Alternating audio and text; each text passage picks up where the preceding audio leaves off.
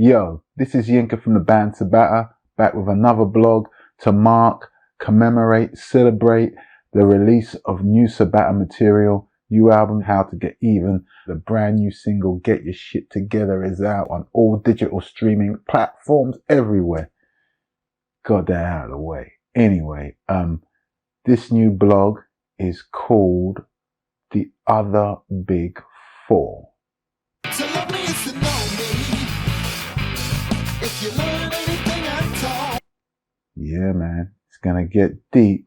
This one's gonna be kind of different, but you know, as I'm trying to do with all these blogs that I'm dropping, just want to make sure that you guys are a little bit more in tune, have a little bit more insight and a bit more context into, you know, the music I make, who I am, what it's about, what's influenced me, what's inspired me, all that good stuff, and we can have a little conversation here. So let's get into it.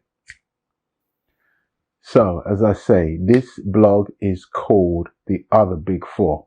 Now, if you're a metalhead of any level or stature, I'm sure you should know by now for ages who the Big Four are. Big Four are the Big Four in thrash metal. That would be Metallica, Megadeth, Anthrax, Slayer, or Slayer, Anthrax. You know, we might go that order. It doesn't really matter. So I've obviously just laid out who the Big Four are for those who may not know, though you should know if you tune into this blog. But the other Big Four are what you might call the black rock Big Four. And interestingly, they are in many ways contemporaneous, as in they were out at the same time at their peak with the Big Four that I mentioned first.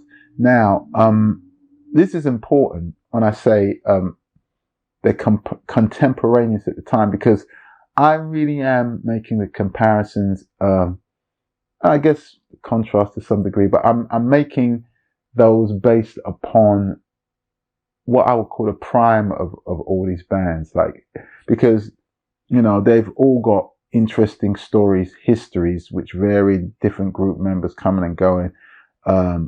But I'm really, so I guess like late 80s, early 90s, I'm kind of really talking about in terms of, you know, when they were really on fire.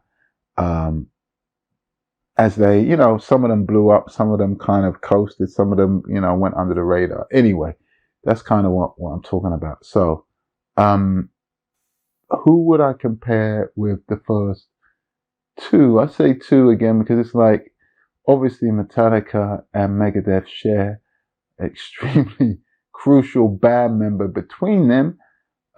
Kicked out of one, formed the other. Kind of go together, but because of that, they go together because, in a sense, they're always going to be like one and two, because two guitarists in those bands, that being James Hetfield, Dave Mustaine, kind of created, for many, they created the sound of what thrash metal is. So they kind of get all the props, and there's been an ongoing, you know, 3-decade plus rivalry in the fandom, actually, you know, over who is the better band, who's the better guitarist, etc. So it puts those two bands right at the pinnacle. And I think that when you look at the other Big Four that I'm talking about, and again, like, part of the purpose of this blog, obviously, is to show you and try to relate to you how I feel about music and why, you know, what influenced me. But it's also to, in this particular blog, to shine a light on people, bands, artists who may not have had the recognition I believe they deserve. So, with that being said, I'm going for the other Big Four, you know, in black rock. I'm going Living Colour, Bad Brains, Fishbone, 24/7 Spies. Metallica are kind of the equivalent for me of Living Colour. Megadeth is kind of the equivalent of Bad Brains. And the reason why that's kind of difficult, or was difficult for me to come to that decision on, you know, who kind of mirrors who, is because it's not a clean fit necessarily which band I compare with, which, because, for instance, if you're talking about tenure, you're talking about influence.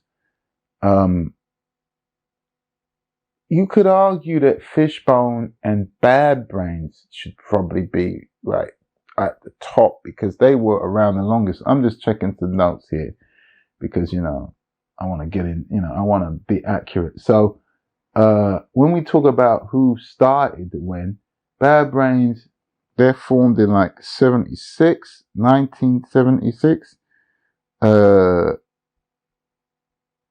And then, Fishbone, I believe, were formed, I think 74 or something. I'm just going to look it up. And that would definitely mean that they pretty much influenced, they were formed in 79. So they probably influenced like, the other two bands in there. Living Colour didn't form until 84, and 24/7 Spies, this is all according to the Font of All Knowledge. That is Wikipedia, of course. They didn't form until 86. So, Living Colour and 24/7 Spies are kind of the babies of the Big Four. But in terms of stature, recognizability, impact, you'd have to say that, at least to the general populace, Living Colour and Bad Brains, are at the top of the hierarchy because, like Metallica, Living Colour are the ones who had the most commercial success out of the four, and you could argue reached the most ears.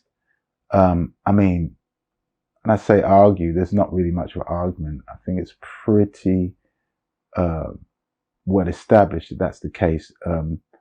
Both had mainstream hits, or hits that crossed over into the mainstream, you could put it that way. So